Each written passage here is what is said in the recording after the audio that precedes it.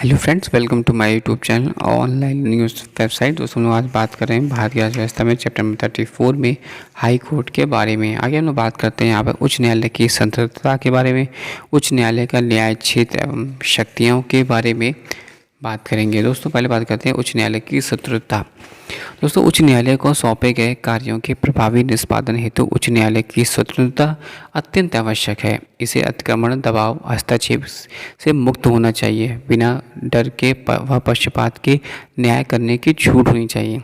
संविधान में उच्च न्यायालय के निष्पक्ष और स्वतंत्र रूप से कार्य करने के लिए निम्नलिखित उपबंध किए गए हैं। पहला, नियुक्ति की विधि। उच्च न्यायालय के न्यायाधीशों की नियुक्ति राष्ट्रपति द्वारा न्यायपालिकाओं के सदस्यों के परामर्श से की जाती है। यह उपबंध कार्यपालिका के पूर्णतः विवेकाधीन में कमी करने और यह सुनिश्चित करने के लिए किया गया है कि न्यायिक नियुक्तियों में राजनीतिक अथवा व्यावहारिक पक्षपात न हो। कार्यकाल का सुरक्षा। उच्च न्यायालय के न्यायाधीश को कार्यकाल की सुरक्षा प्रदान की जाती है।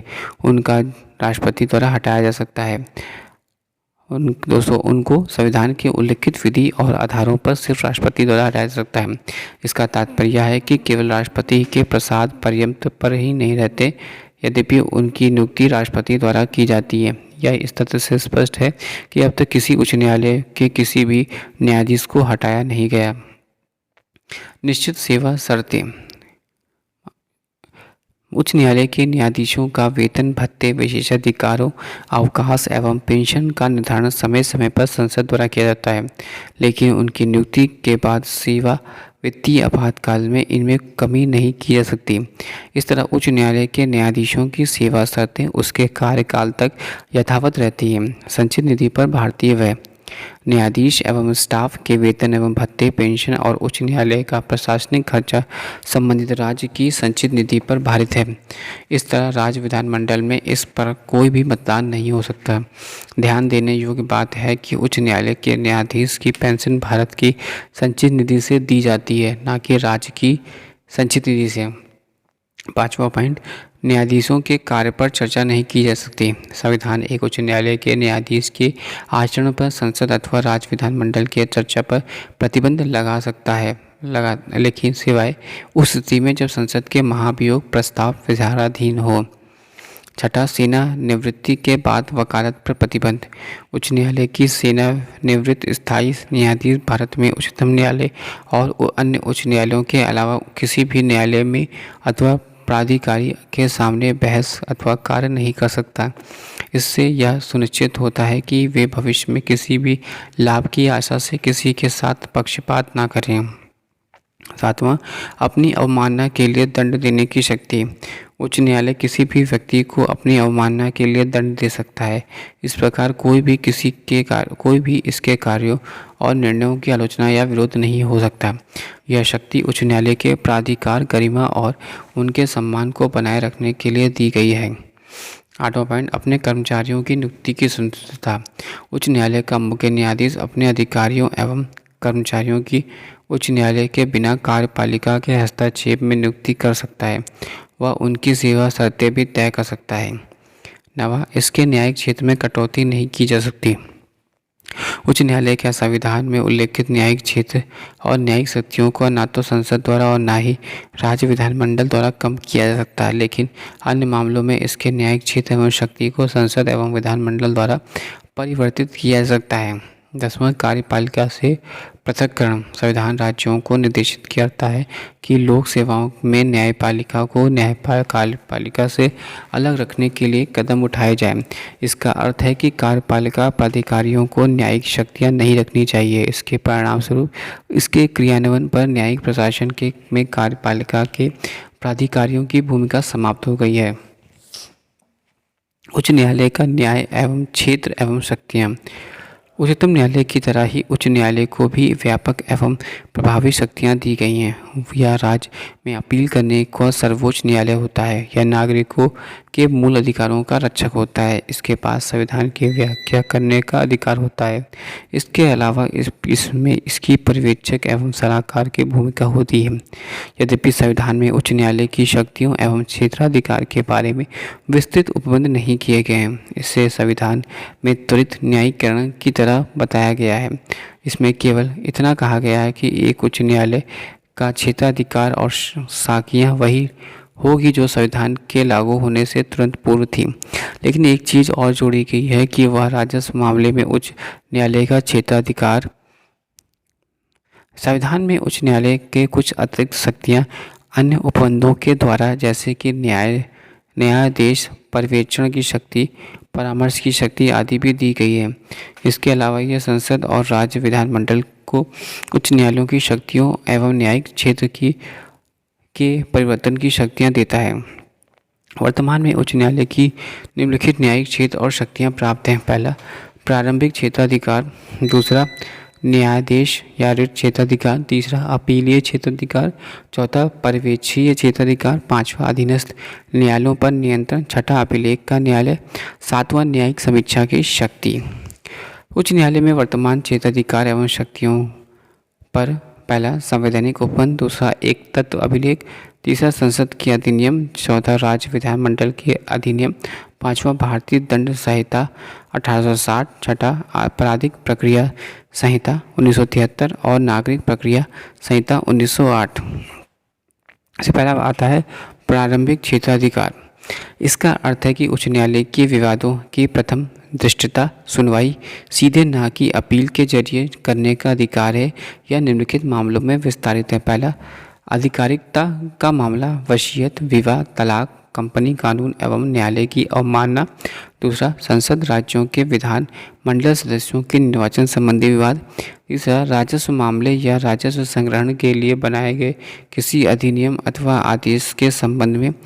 चौथा, नागरिकों के मूल अधिकारों का प्रवर्तन। पांचवा, संविधान की व्याख्या के संबंध में अधीनस्थ न्यायालय से स्थानांतरित मामलों में। आगे, उच्च महल के मामले में 4 उच्च न्यायालयों जैसे के मूल नागरिक क्षेत्राधिकार हैं। 1973 से पूर्व कलकत्ता, बम्बई और मद्रास उच्च न्यायालयों की पास मूल आपराधिक न्यायिक क्षेत्र थे। इनका आपराधिक प्रक्रिया संहिता 1973 द्वारा पूरी तरह से निर्शमन कर दिया गया।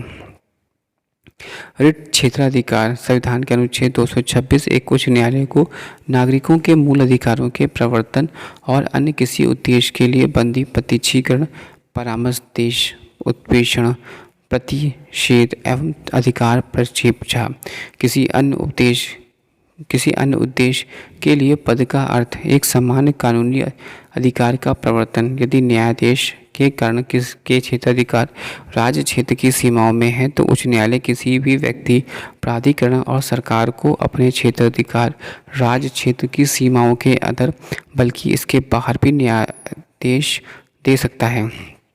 उच्च न्यायालय का रिट क्षेत्राधिकार अन्य न होकर उच्चतम न्यायालय के क्षेत्राधिकार के समवर्ती है। इसका तात्पर्य है कि जब किसी नागरिक के मूल अधिकार का हनन होता है तो पीड़ित व्यक्ति का अधिकार है कि वह उच्च न्यायालय या उच्चतम न्यायालय के सीधे जा सकता है। यद्यपि उच्च न्यायालय का इस संबंध में न्यायिक क्षेत्र में उच्चतम न्यायालय से ज़्यादा विस्तारित है। ऐसा इसलिए क्योंकि उच्चतम न्यायालय ने सिर्फ मूल अधिकारों के प्रवर्तन संबंधी आदेश दे सकता है, न कि किसी अन्य प्रयोजन के लिए, अर्थात इसका विस्तार ऐसे मामले में नहीं जहां एक सामान्य कानूनी अधिकार के उल्लंघन को आरोप लगाया जाता है या गया हो। चंद्र कुमार मामले में उच्चतम न्यायालय ने व्यवस्था दी कि उच्च न्यायालय एवं उच्चतम न्यायालय के रिट क्षेत्राधिकार के संविधान के मूल ढांचे के अंग हैं। इसका तात्पर्य है कि संविधान संशोधन के जरिए भी इनमें से कुछ जोड़ा या घटाया नहीं जा सकता। अपीलीय क्षेत्राधिकार। उच्च न्यायालय मूलतः एक अपीलीय न्यायालय है। यहाँ इसके राज्य क्षेत्र के तहत आने वाले अधीनस्थ न्यायालयों के आदेशों के विरुद्ध अपील की सुनवाई होती है।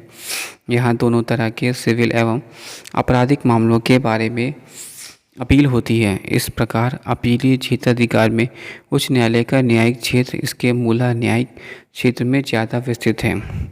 दीवानी मामले। इस संबंध में उच्च न्यायालय का न्यायाधीश नियमानुसार है। पहला, जिला न्यायालयों, अतिरिक्त जिला न्यायालय एवं अन्य अधीनस्थ न्यायालयों के आदेशों और निर्णयों को प्रथम अपील के लिए कानून और तथा दोनों प्रकार के प्रश्नों के लिए सीधे उच्च न्यायालय में लाया जा सकता है। यदि परिणाम निर्धारित सीमा से अधिक है।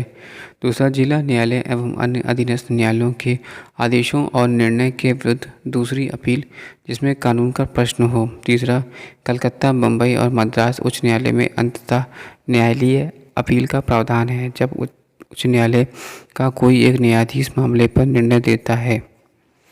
ऐसे मामले में निर्णय उसी न्यायालय का खंडपीठ में हो सकता है। प्रशासनिक एवं अन्य आधिकारिकों के निर्णयों के विरुद्ध अपील उच्च न्यायालय के खंडपीठ के सामने की जा सकती है। 1997 में उच्चतम न्यायालय ने व्यवस्था दी कि ये अधिकरण उच्च न्यायालयों के न्यायाधीश क्षेत्राधिकार के विशेषाधीन हों। परिणामस्वरूप किसी पंचायत के फैसले के खिलाफ पीड़ित व्यक्ति बिना पहले उच्च न्यायालय के गए सीधे उच्चतम न्यायालय में नहीं जा सकता। आपराधिक मामले। उच्च न्यायालय का आपराधिक मामलों में अपालीय क्षेत्राधिकार निम्नलिखित हैं। पहला, सत्र न्यायालय और अतिरिक्त सत्र न्यायालय के निर्णय के खिलाफ उच्च न्यायालय में तब तक अपील की जा सकती है जब तक किसी को 7 साल से अधिक सजा हुई है। यह भी ध्यान रखने योग्य बात है कि सत्र न्यायालय या अतिरिक्त सत्र न्यायालय द्वारा दी गई सजाए मौत पर कार्रवाई से पहले उच्च न्यायालय द्वारा इसकी पुष्टि की जानी चाहिए, चाहे सजा पाने वाले व्यक्ति ना कोई अपील हो या ना की हो। आपराधिक प्रक्रिया संहिता 1973 में कुछ मामलों में उल्लिखित सहायक सत्र न्यायाधीश नगर दंड अधिकारी या अन्य दंड अधिकारी के निर्णय के विरुद्ध उच्च न्यायालय में अपील की जा सकती है। चौथा, पर्यवेक्षी क्षेत्राधिकार। उच्च न्यायालय को इस बात का अधिकार है कि वह अपने क्षेत्राधिकार के क्षेत्र में सभी न्यायालयों व सहायक न्यायालयों के क्रियाकलापों पर नज़र रखे। पहला, जैसे कि मामले वह स्वयं उसके पास मंगवा सकता है, समान नियम तैयार और जारी कर सकता है और उनके प्रयोग और कार्यवाही को नियमित करने के लिए प्रपत्र निर्धारित कर सकता है या उनके द्वारा रखे जाने वाले लेखा सूची आदि के लिए प्रपत्र निर्धारित कर सकता है। शेरिफ, क्लर्क, अधिकारी एवं वकीलों के लिए शुल्क आदि निश्चित करता है। पर्यवेक्षण के मामले में उच्च न्यायालय की शक्तियाँ बहुत ही व्यापक हैं, क्योंकि पहला, यह सभी उच्च न्यायालयों और सहायकों पर विस्तारित होता है, चाहे वह उच्च न्यायालय में अपील के क्षेत्राधिकार में हो या ना हो। दूसरा, इसमें न केवल प्रशासनिक पर्यवेक्षण बल्कि न्यायिक पर्यवेक्षण भी शामिल है। यह पुनर्व्यक्ता व्यावहारिक न्यायिक क्षेत्र है, स्वयं संज्ञान ले सकता है, किसी पक्ष द्वारा प्रार्थना पत्र आवश्यक नहीं है। तथापि यह शक्ति उच्च न्यायालय का अधीनस्थ न्यायालयों और अधिक्रमणों के ऊपरी असीमित अधिकार नहीं देती है। यह एक असाधारण शक्ति है और इसका प्रयोग केवल तभी कभी कभार आवश्यक मामलों में किया जाना चाहिए। समानता या पहला क्षेत्राधिकार का अतिक्रमण, दूसरा नैसर्गिक न्यायिक और घोर उल्लंघन, तीसरा विधि की त्रुटि, चौथा उच्चतर न्यायालयों की विधि के प्रति असम्मान, पांचवा अनुचित निष्कर्ष, छठा प्रकट अन्याय तक सीमित होता है। अधीनस्थ न्यायालयों की पर नियंत्रण। अधीनस्थ न्यायालयों पर एक उच्च न्यायालय के अपीलीय न्यायिक क्षेत्र एवं पर्यवेक्षण अधिकारियों, जिनका ऊपर उल्लेख किया गया है, के अलावा प्रशासनिक नियंत्रण और अन्य शक्तियाँ रहती हैं। पहला, जिसमें जिला न्यायाधीशों की नियुक्ति, तैनाती और पदोन्नति एवं व्यक्ति राज्य न्यायिक सेवा में नियुक्ति, राज्यपाल इसके परामर्श लेता है। फिर यह राज्य के न्यायिक सेवा के में तैनाती, स्थानांतरण, सदस्यों के अनुशासन, अवकाश, स्वीकृति और पदोन्नति आदि मामलों को भी देख सकता है। आगे, यह अधीनस्थ न्यायालयों में से लंबित किसी मामले को वापस ले सकता है यदि उसमें महत्वपूर्ण कानूनी प्रश्न शामिल हो और संविधान की व्याख्या की आवश्यकता हो, या तो उस मामले को निपटा सकता है और अपने निर्णय के साथ मामले को संबंधित न्यायालय को लौटा सकता है। जैसे कि उच्चतम न्यायालय द्वारा घोषित कानूनों को मानने के लिए भारत के सभी न्यायालय बाध्य होते हैं, इसी प्रकार इसके कानून को उन सभी अधीनस्थ न्यायालयों को मनाने की बाध्यता होती है जो कि न्यायिक क्षेत्र में आते हैं। अभिलेख न्यायालय। अभिलेख न्यायालय